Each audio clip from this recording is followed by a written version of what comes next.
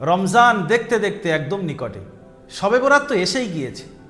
আমরা আজ সিদ্ধান্ত নিলাম যে শবে বরাতের দিনে একটি ক্লাস লঞ্চ করব। ওই ক্লাসে অল্প সংখ্যক ছাত্র দিয়ে আমরা 25শে রমজান থেকে 27শে রমজান পর্যন্ত কোরআন ধরাবো।